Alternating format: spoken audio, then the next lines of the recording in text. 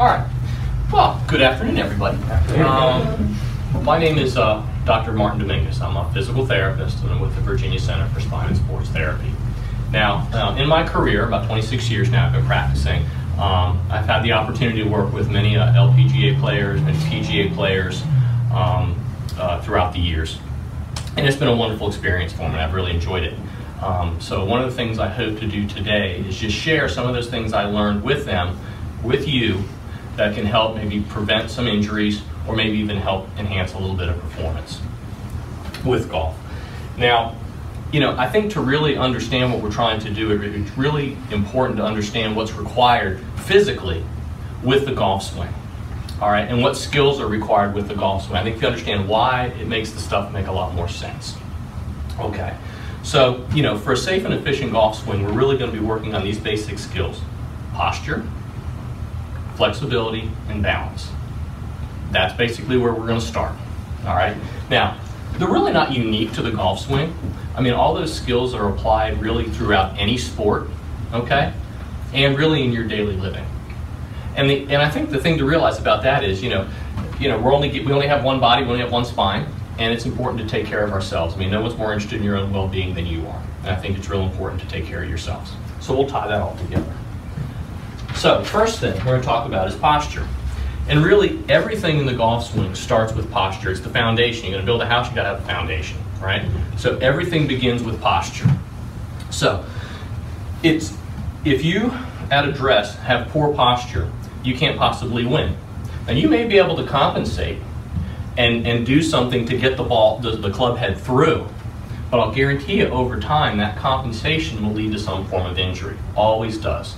I've seen a lot of good athletes come up with a compensation in a lot of different sports, but eventually things break down and you have injury if you don't efficiently get through. All right. So when it comes to the golf swing and addressing the ball with proper posture, it's really very simple. It's a hip hinge, okay?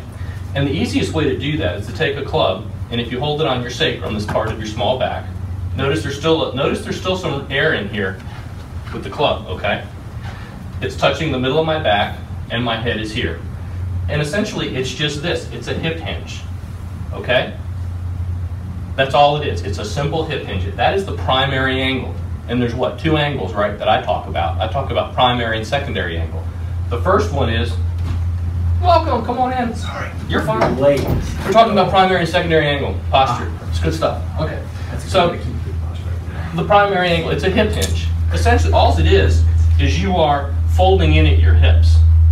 All right. Now, the secondary angle, that's very simple. That's just a side bend so your club can so you can reach your other hand down the club. That's the secondary angle. Okay. Well, what are some common faults we see with that primary angle or with that hip hinge? Well, the biggest one we see in most amateurs and most folks is we're very visual people. We see things, right? We see things and we just go towards them. So we see something and we just kind of go over towards it. All right? Now, what's wrong with that? What can go wrong? Well, there's a lot of things that can go wrong with that. If you're addressing the ball in this, there's no way you can get back through and and bring the club through clean. All right? But let's talk about what's happening with the muscles, the ligaments, and the discs. Okay?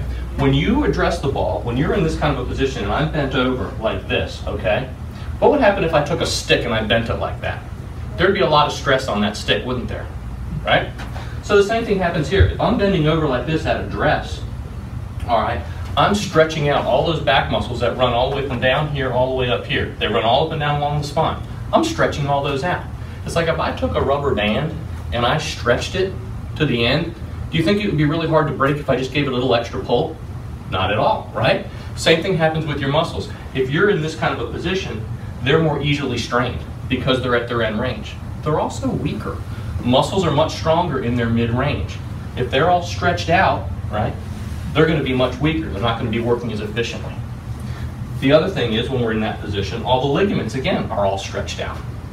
You hang on ligaments long enough, they're going to get sore. If I walked around on my ankle like this all day long, what do you think is going to happen to those ligaments on the outside of my ankle?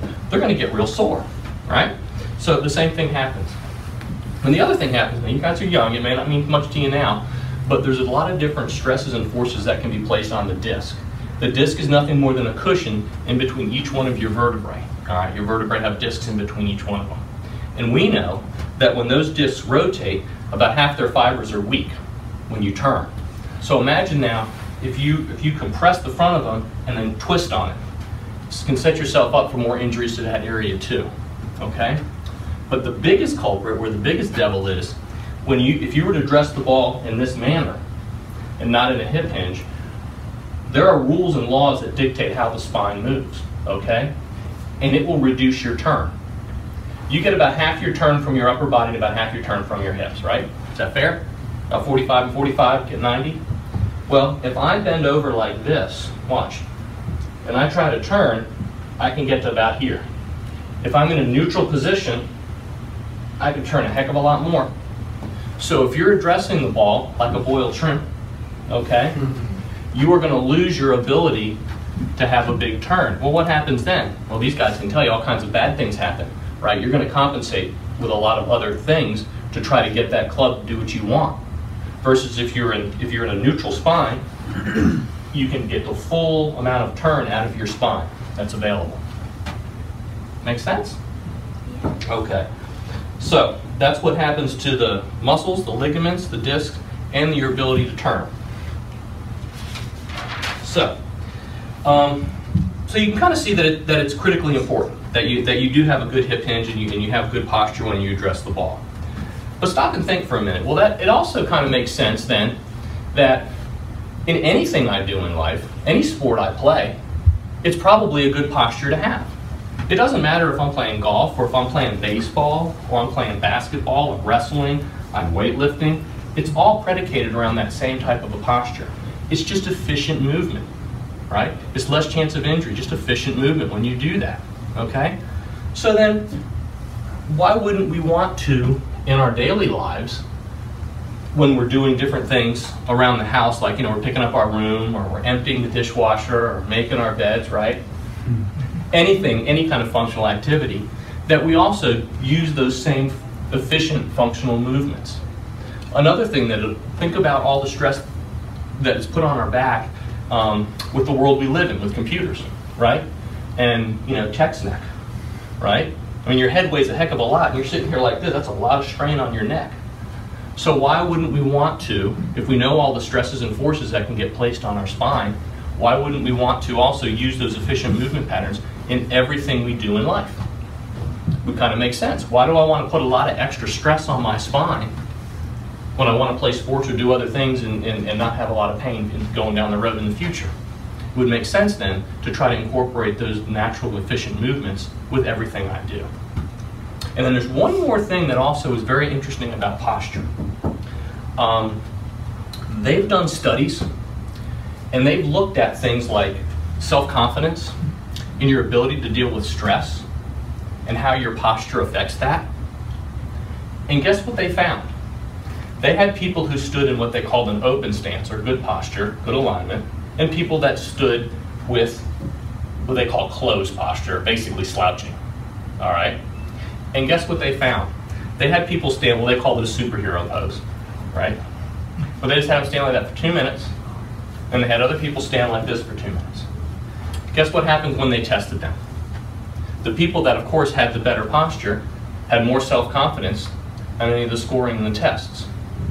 The other thing that I thought was really, really interesting in this is that when they actually tested their blood, their chemistry, they actually tested their blood, they also found that they had much, people start to sit up straight, I love it. They also found that they were able to handle stress a whole lot better. Their cortisol levels, which go through the roof, the more you're stressed, it really gets you going, that's the cortisol levels. And the people who had good posture had significantly less cortisol levels, all right? So they were able to handle stress a lot better. So you can think about that in the golf course, whether you have a real long putt, or maybe a short putt, trying to get out of the trap, whatever, your ability to handle stress there can be affected by your posture. Yeah. Can I ask, so like when people do yoga and they talk about, like stretching really tall with the spine, breathe in, breathe out, is that kind of in similar? Same thing. Yes. Just a stress relief? Because, also there could be many reasons for that. Mm-hmm. Some of them, they just theorize that if you're up in good posture, you can breathe better, you can get better oxygenation, you can relax better. Yeah. but for whatever reason, both those things, self-confidence and ability to handle stress. But it works with yoga because yoga people use that for stress relief too. So, but it does. They actually scientifically proved that people can, they took their blood and they looked at it and they analyzed it, and yeah, they were able to handle stress better, which I thought was very, very interesting. That can also carry through with your life, right? I mean, you have a job interview or something else going on, stand with your superhero pose for 2 minutes. But no, it also gives you a feeling of more confidence. It actually looks more confident. I mean, if I stood up here like this and I'm talking to you about all this stuff, it doesn't look too good, right? Doesn't really give you have a lot of confidence in what I'm saying and what I'm doing. Anyway, just food for thought. Okay, moving right along. So we've understood that posture is, a good hip hinge, and we understand the angles, all right? But now our body has to be able to efficiently move through all the different intricacies for a complex golf swing, right? Well, there's many different things that go on with the golf swing. It's very complex. And I'm just going to today talk about some very common areas of problems that people run into. And we're going to go over some exercises, and then we'll practice them at the end, okay?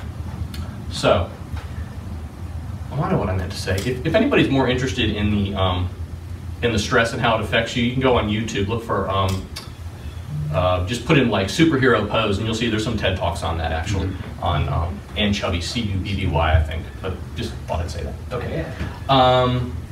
So different stretches. One of the most common areas of problem with golfers is, of course, shoulder pain, especially if you're a right-handed golfer, that left shoulder. You have to be able to adduct and internally rotate it. And if that's limited, a lot of times you can develop impingement or shoulder pain.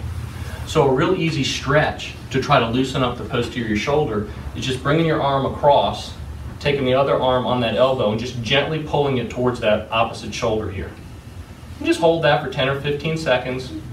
Just relax. And palm down, right? Because it's kind of like internally rotated, right? There you go. And just kind of feel that stretch in the back of the posterior shoulder. That's a real nice way to get that stretched out. And of course, I would do it both ways.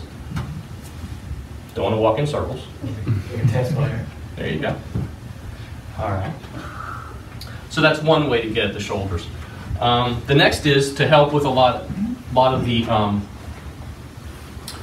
people tend to be real tight in their anterior chest wall, and that's what kind of drives them to also addressing the ball at that poor posture. A real easy stretch is just to take the golf club and just go backwards, and that's a nice easy stretch to kind of loosen up anteriorly. Just lifting it up like that. All right. Then we also have to be able to have good shoulder rotation, right? Good external rotation and internal rotation of the shoulders. I mean, if you don't have good external rotation, if you can't get back here, you're going to start coming over top of the ball, right? So, real easy way to do that is just grab the end of your golf club and then just lift. And you can see it kind of takes it on back into nice external rotation. It's a nice stretch. Do that on both sides. Just gets a nice, stretching there. The other one is internal rotation. That's real simple. Just grab the club and reach up and pull up behind you. And good internal rotation. All right. So that's internal rotation. Martin, when you did the one before, you put it behind, you had it down here. Were you pulling on this? I was just lifting. Lifting. Yeah. Okay. Just lifting it up. Lifting up forward. Okay. Right. Yep. As I lift this up, right, it takes my shoulder back. Yeah. Nice and slow and easy. Yep. Okay. Just lifting. All stretches should also be done, very slowly, very gently. You don't want to cause pain. You just want to feel a little bit of a stretch. You hold them 10 to 15 seconds. You do them 3 or 4 times.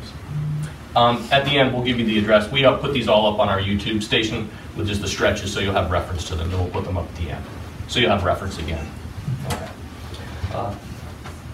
So the next thing is hip rotation. We already learned that you want to be able to get half your rotation from your upper 45, and you want to be able to get 45 from your hips. So hip rotation is critically important as well. An easy way to do that is if you're sitting, is just to cross your leg over top of your knee and just kind of pull up towards your opposite shoulder. You can do it in standing. I mean, you could stand. You can do it sitting, like you're sitting in a golf course, yeah. And you should feel that in your backside. You can also just kind of push down on it like that. Mm-hmm. And that just stretches out some of the hip rotators. And I would again do that on both sides. Because again, if you're tight and you're limited in rotation, you're going to get a lot of those bad behaviors, which is a lot of lateral movement.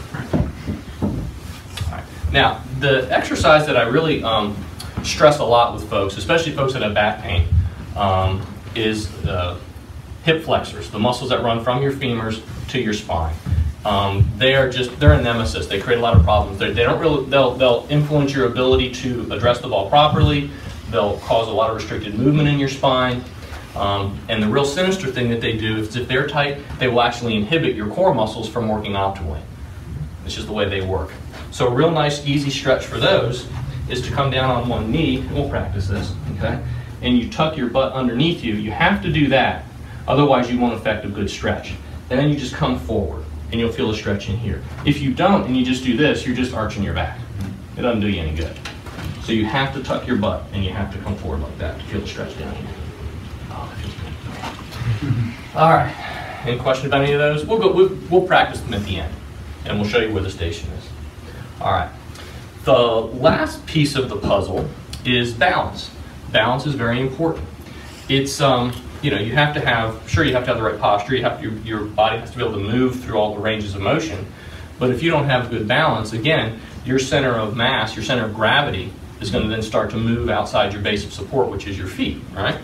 So a real easy drill for this is to just get on one foot, okay? And then as you're on one foot balanced over that, just try to think about going through the swing. You can do that on both feet. So you get in your little dress posture, you get there, get balanced, and you could just go through. It's a real nice way to work on your balance. All right?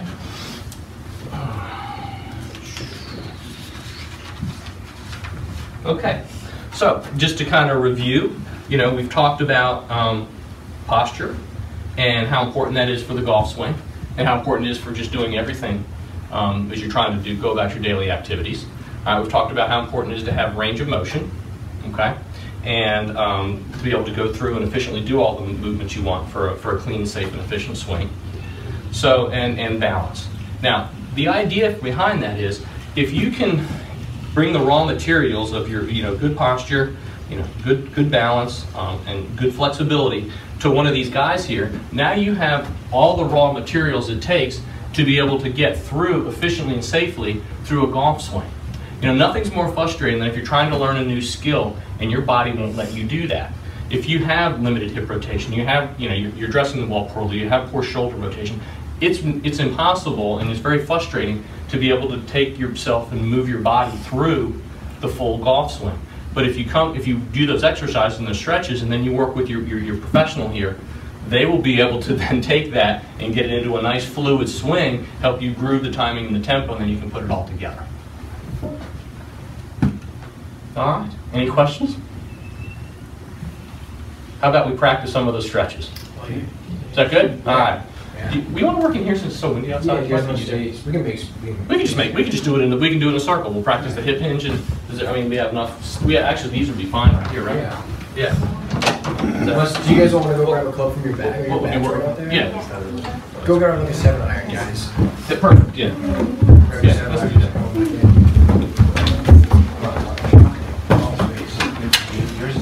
We can grab one from the back, Paul. Okay. Yeah. Oh, my bag's right there. Oh, so there's two. Yeah. Let's go. Favorite clubs really big? No. Let's get you a lefty. Not that it matters, but grab a left.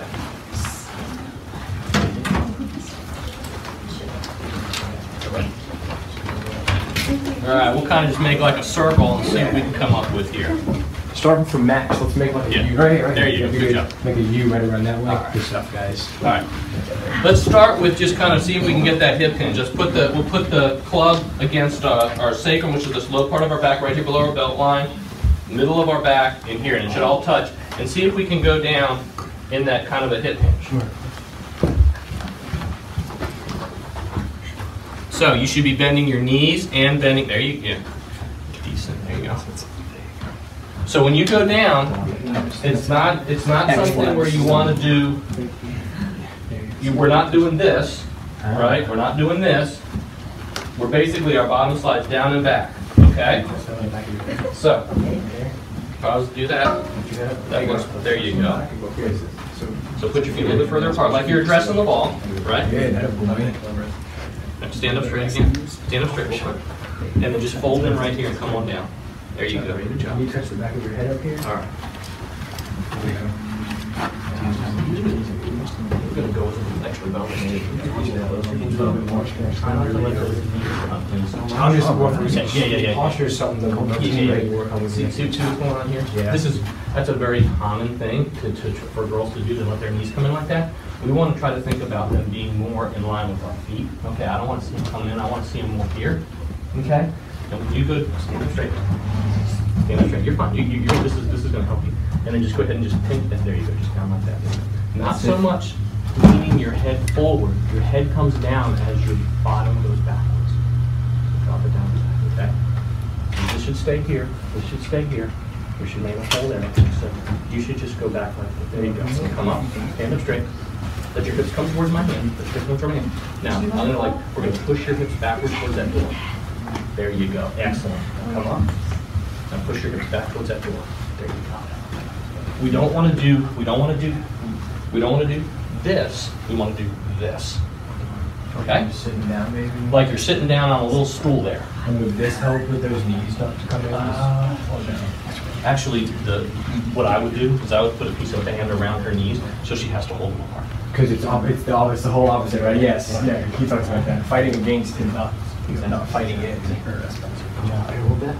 Stand up straight. Those of you who feel, do you guys feel like your hips are going? We want to bend our knees. We want to. Yeah. Like you're sticking your tail out. Yeah. But see how this is flat against your back. Put a little. You want to keep a little bit of space. Like if you were to put another trick to do this, if you put your hand here instead of holding it down here like this. Can everybody see me? If you put your hand here and go down, it shouldn't pinch against there. You should be able to keep a space in here. You want to keep that normal curve in your back. See this normal curve? I want to keep this. I don't want to do this. Curling over like a boiled shrimp is going to get you every time. So, there you go. Stand up straight. Stand straight. Good. And then just put your hips steady and go back. There you go. There you go. There you go. You got it. That's better. Yeah, you just hit. Very good. Yeah. How's everybody doing with that? That's what I was. Yeah. So you go ahead and show good posture there, right? All right. Look. Excellent, right? I'm going to show you bad. All right, can you see the difference? Or I'm doing. See, I'm trying to go over by leading with my head. I'm not. I'm going down by leading with my hips going backwards. Hips going backwards. Hips go down and back. Sometimes it helps if you put your thumbs right here where you bend. Actually, you ever put your club down and just put your thumbs right here? Okay, just like this, right here, where your hips bend. Like if you were to lift your hip up, put your thumb in the crease. Yep. Put your thumb in the crease, okay? Now, when you go down, pinch those thumbs. Yeah. There you go. I feel like you're pinching real tight. Pinch the thumbs. There you go. That's where you're bending. See, that's going backwards and down. There you go. Get some eggs. More back. Put an egg in there and crack the egg. You're dropping straight down. Just go straight. Go back. Okay. There you go. It's more like there you go. Yeah. So there you go. Okay. Excellent. All right. I think that's one of the most common things that I see with students is not lack of being able to, but awareness of the hip, that hip hinge. Yeah. You know, I've always, I used to work with Glenn Pfluger. He's a TPI, I know really Glenn. good guy. Yeah, I know Glenn. And the first thing he ever had me do, and I've tried this with you guys, and you laugh at me, and we'll laugh together. But can you guys do this, just standing up? I mean, and so a lot of people they laugh. But I mean, that right there in itself. It's all about motor. It's motor control. It's all about being able to have coordination and control. Yeah, you have to be able to have that. So, I mean, that's what it's. It all motion begins at the hips and the pelvis, and you have to be able to come in here like that. You can't do that, and then you have to be able to feel that balance in your feet. That's the next thing. You don't want to be all on your heels. You don't want to be all on your toes. You have to feel that balance in your feet. That's another thing. But you want to come in through here. It's not. Again, it's so tempting because we see it. We just want to go over toward like this, start curling over, and that's going to set you up for failure every time. All right. So the next stretch we did was just the shoulder stretch. Everybody kind of understand that one? That was pretty easy. Put your hand out here more on the elbow. There you go, and just kind of come across. Kind of similar to something you have to do, right? There you go. Good. Yeah, just on the end. There you go. And just feel a nice stretch in the posterior shoulder. And then try the other side after you hold that for 10 or 15 seconds. There you go. And come in here a little bit more. The elbow. Down here like that. Something like that. Just kind of, you can even put your hand here and you kind of hold the elbow and pull it over. There you go. Please Nothing happened. Please tell me. Nothing to see here. Please tell me the video. There we go. And like that, okay? Good. Yeah. And again, that's important, you know. We popped You yet? got to get back here. All right, the next one is taking the club, and then let's just take it behind, just try to feel a little stretch in the front. Again, we're trying to get away from all of this business by stretching and going backwards like this. So take your club down here, and just take your hands backwards. There you go. There you go. Feel a little stretching here. So it's one way to do it. There's many ways to do these stretches. There really is. There's many ways to do The them. sign. Taxi. So it's a nice way to stretch those. The pecs, this is? Yeah, this is more of a pec stretch. There's other ways to do it. Yeah. This is kind of an easy way to do that. And for you golfers, all of you, these are things, you know, you can create like a pre-range session warm-up with these stretches. I mean, do these. It takes 5 minutes to do these, you know, maybe less. It's important to get that body, you know, firing at least. You know. Put together a little warm-up. Okay, that'd be great. It's a good idea to have a little pre-routine warm-up. And we can start before practices. We'll go out there and we'll do this stuff. Do a couple, yeah. So really simple. You're like, hey. All right. So now this one, most of you youngsters probably won't have a problem with this one. It's just that external rotation, which is holding the club here and trying to lift. Most of you all probably have adequate. Yeah, you have one. So you just kind of hold the club here like this. Yeah, flip it around. Underneath. Yeah, so come with your thumb, See how it's under his arm. and then you just kind of lift it here. Yeah, now grab. You don't have to really push this one very hard. Flip your arm If over. your arm, There you go. here's the There you go. thing. Here's the thing. If you guys, if you can put your back against the wall here like this, and you can like see if I'm here, I got a problem in which shoulder? Right. This one, right one. Yeah. My other left. Yeah, my right. So if I can come back here like this, and I can keep everything, I'm pretty good. Most kids are going to have pretty flexible shoulders, so it's not a big one you have to focus on. But you want to make sure you can do that. If you can do that, if you can't, if you're getting up here and all of a sudden your shoulder comes here, or you're coming down here and you have one that doesn't come past here, then you need to work more on the shoulder rotation. Really. Any baseball pitchers in here? No. They make good golfers, Yeah, they do. but they tend to have 120. Yeah. 30 degrees of And you said they make rotation. better golfers than batters do, don't they? Yeah. Because of the motion, pitching motion comes from the ground up. Yep. And it's a whip. Kind of like the golf. So if any of you guys are like, Big why does whip. Coach Ed make me throw a golf ball down the range? This is It's why. been my experience. I mean, any guy I've ever had that, and I had some guys that pitch major league pitchers and minor league pitchers, and this guy's hit a golf ball. Mhm. All right, so we got that one. And the other one is just behind your back, just taking it, coming up like this, like you're drying your back with a towel. Yeah, that's an easy one. That's kind of an easy one. Now we have to go. Yeah. And again, most of you guys should be pretty good with the shoulders there. There you go. So you guys are good. All right, how's that? Good? Yeah. Excellent. All right. So then there was the one. Well, I'll show you how to do it. You can do it sitting down, or you can do it lying down too. That stretch for the piriformis, which is really just kind of doing this and pulling it over and across, or pushing down like that. You can do it lying down, or you can do it sitting. The same thing. Yeah. Keep sitting like that, and then you can pull across. You can sit and do it that way. Yeah. It's a nice way to do it. And you want to feel it in the glutes? Yeah. Your backsidemus. Backsidemus. There you go. There you go. There you go. You feel it back in here. And that's just nice. Again, that's for the hip rotation. That's so good. You know, you need to have, and again, I mean, you need to have full hip, you know, external, internal rotation to come through. Limitations in either one of those will either limit your backswing or coming through, or both. Okay. And you can also just kind of push down on it too the other way. There you go, just like that. Nice way to do that. Okay. Kevin, can you get up? All right, and then the last one, and this is really probably one of the most important stretches, and that's for the hip flexor for the front. And to do that correctly, let's everybody take a knee. And the idea is you have to have your leg out in front, and you want to tuck your butt underneath you and then lean forward to feel a stretch in here. Okay? You can do it wrong. Do it wrong. Don't tuck your butt. Let it open up and just come through. You won't really feel a stretch in there.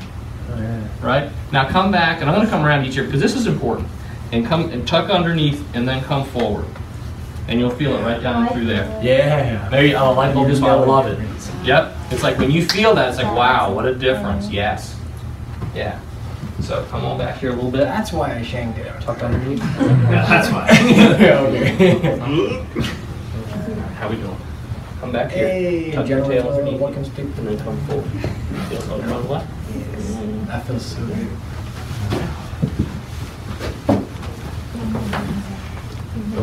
I hope you guys are feeling that hip tuck because that's That's the key. That hip tuck is the key. Yeah, that's right. Okay. Oh no, So you can see. So that's tight on you. Okay. Oh, wow. You feel right through here. I think we're So my bad. yeah, well, it should. That means you're tight And there. then Can I get you guys on one? feel the neck. Yeah. How we doing?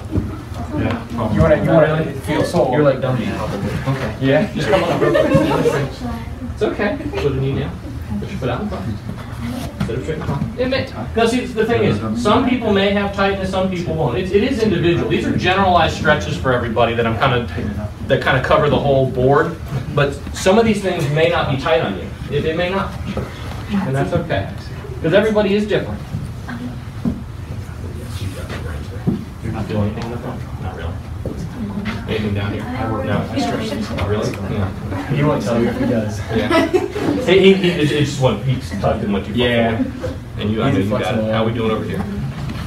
You feel it? Yeah. Okay. All right. Yeah. Come back a little bit. Tuck underneath, and then come forward. Stretch you here too. Good. Okay. All right. Like Faja, like sun. Gumby. Yeah. All right. So that is hip flexor stretch. All right. Any particular questions about any of those stretches? All right. Any questions about the posture? I think that is probably one of the biggest things, and it's always the biggest struggle. And if you can get the posture piece right, if you can work on that hip hinge and getting that down, that primary angle, everything else becomes much easier. I mean, you're lucky when you're young, you do have pretty good range of motion. That's really not going to slow you down as much as when you get a little older. So work on it now so you have it then. But the posture piece and the balance piece, those two things, being able to address the ball with the primary and secondary angle, all right, and then being able to have good balance. Let's try the balance Yeah, I was one. gonna say, Let's yeah. try the balance one. This ought to be fun. And it's a knockout. So stand on one foot and see if you can balance. How's that? So first of all, just try to do that. And then can you go through? Oh, Dion. Oh, wow. Yeah. And Good. correct me if I'm wrong, would you do this slow enough to where you control your body, don't let your body control you? Like, don't try to take a full swing, full speed. So here's the thing. Start out, exactly. So here's the thing. You start out slow in a range you can, well, first of all, if you can't do this, you got to do this first, right? There's stages. So if you can't stand on one foot, work on standing on one foot. Yeah. All right? You can even stand there and close your eyes and stand on one foot, and it's a whole game changer. Proprioception. Oh yeah, right. And if you really want, all right, if you really want to take it to a higher level, take your shoe off, take your shoes off, and do it. I got nose pegs back there. If anyone. Yeah. No, I'm serious. You will feel so much more in your feet if you take your shoes off. Most people's feet are dead. All right, so their muscles in their feet are not that strong, and you really need them. There's a lot of footwork in golf more than you believe. So if you can put that down, you will feel your toes, and you'll feel your foot gripping a whole lot more. And so then you just start to go through a range you can control. All right. If that gets easier, then you can take it through a bigger range. When that gets easier, then you can start adding speed, all right? And then when you really get good, you can sit there on the golf range and you can go there and you can try to hit the ball doing it on one foot. And then you get people lined up behind you doing the same thing. It's like, man, that must work. And that's an age-old thing. A lot of people say, like, they'll hit, professionals will hit golf balls on the range without shoes or socks on. And they say they really can feel themselves working on their balance that way. And they wouldn't play like that. In your feet. Yeah. You feel the bounce in your feet. And it works all those intrinsic, all those little small muscles that are in your feet, which wearing shoes kind of deadens that sense. It just does. But those two things, the posture and just working on the bounce, and start out slow. And as you add speed, you will actually add difficulty. The faster you do it, the harder it's going to be. And if you really want to make it hard, you close your eyes and do it. Just not in a room with a coffee table nearby. Do it in an open space. But those are real good drills. And on both feet, too. Again, address position, nice good posture, because you have to keep your center of gravity, over your base of support. You just have to. Love it. That is really good. Those two things, even more than the flexibility, is probably the thing that's going to help you guys the most. And it'll be a lot less frustrating. If you get frustrated with trying to do things, usually it's because something else is goofing you up. And if you work on these fundamentals, it makes that other stuff so much easier and so much less frustrating when you have the raw materials, and these guys can say, okay, then they can work on putting it all together in a fluid swing. All right? Are there any activities that we do at First Tee that might reflect some of these things that you're aware that you do? I don't think it's probably the first time. I mean, like when we haven't gone into any of that detail, but like, do you guys think of any activities that I know with the Little Legends, we do like flamingo putting a lot. Oh, that's cool. Or we'll do like bat putting, close your eyes, or one arm. Are there any things that you guys remember from some of your classes that we do? I know in private lessons I've asked some of you to throw a ball, right? And I show you what's happening when you throw a ball. I worked on my posture once. Yeah, you worked on your posture with Coach Keith? Yeah? Did you use a club along your back? No. Well, we'll do that. Yeah. Silence is golden, so that's good. Yeah, because if you can get all those things, then you can get your turn. You can keep that center right there. When you get that turn, you keep the center right there where it needs to be, because otherwise it's going to start to go here or here, and bad things happen. You remember when we got up there and we did this? Yeah. No? Yeah. keeps that center of rotation, the center right where it needs to be. Yeah. Because if you can't turn, you're going to do something else. And it's usually go that way, right? Yeah. Is that what it is? I think it's usually a lateral shift. I love it. All right. Well, good. Did you want to put up? Yes, all these exercises are on our YouTube channel. If you just, I can leave some of the cards here. If you just go to YouTube and put in our name, it'll come up, and we have a YouTube channel that you can go on, and it actually has them in a set folder with everything we talked about, so you can see it again if you need to. Let's see if he's got it. And this has, I'll put these over here. That if you can't remember the name, you can get one there.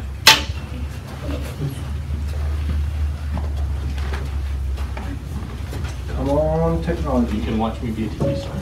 That's right. So this is There I am. Yeah. Hey, Paul. You're that one guy. Did you mirror it? It's mirrored. It's waiting like it's waiting to search for. This is online. On this one? It's online. It should be on this one. But yeah, if you just go to YouTube and put in our name, it'll come up, and then you go to our channel, and it's a folder in there with what would you label the folder? Golf sports performance and injury prevention. Okay, very straightforward. And I have all these things. Yeah. So this right here is what you search for. We're going to say just line up the photo, and you can take a picture of that if you want. There you go. That works too. And then what will come up is this, and you'll click on that right there.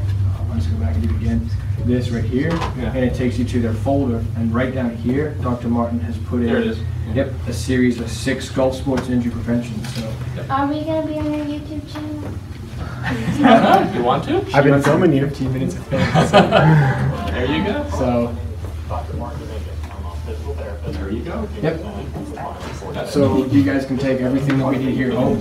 Right. See, if you want to practice it again, or you're not sure, you want to look at it again, you want to practice it without anybody laughing at you doing all this stuff. There you go. All right. So we have some.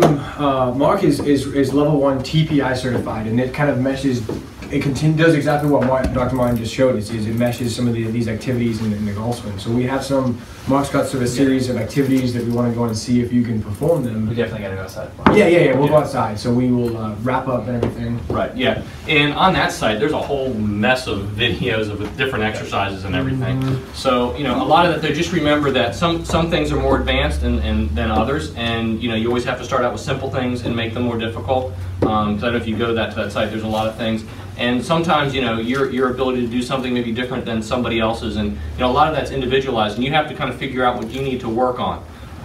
If we wanted to do like functional movement screens, so people could individually know maybe if they had a certain balance problem or a certain weakness problem, we can work up something like that where we could come out one time and do some functional movement screen. We can talk to you about that. But the functional, basically to understand individually maybe what would be more appropriate for you as an individual, where your deficits are, your muscular imbalances are. We can look at that. I like that. Yeah, to make it more personalized, because these are general. Yeah. But you can certainly get a lot out of knowing maybe what's more appropriate just for you and what will work better for you. Yeah. And these are the building blocks for that. This is right. that foundation, just like you spoke about. So I mean, if you ever have this, do this, right. do this. And this is where you start. So the next question should be, well, what can I, if I'm mastering these, if I have good balance and I have good range of motion and I have good posture, so the next thing is, well, what can I do to help myself going forward? And that's where, if you're interested or want to, that's when you need to do more, strengthening type exercises. That's really the next step. The first thing is you can't begin to even think about doing strengthening if you don't really have all the range of motion. You want to get your appropriate range of motion, you want to have your balance, you want to have your posture. Once you have all that, then you go back in and you can start layering and strengthening exercises. You don't want to strengthen something in a shortened range, or if you have a tight muscle, you don't want to do that. You want to get your flexibility first, and then we can go back in. That's a whole nother series. It's just what kind of exercises can I do to help make me stronger in my legs and my arms and my back. There's different, my core. There's a lot of different exercises, and we can do that as another talk. But that's something down the road. You got to have the foundation first, and then we can do those kind of things. Okay? Yeah, right. Fantastic. Sure. Thank you very much. Yeah. You're very welcome. My pleasure. We'll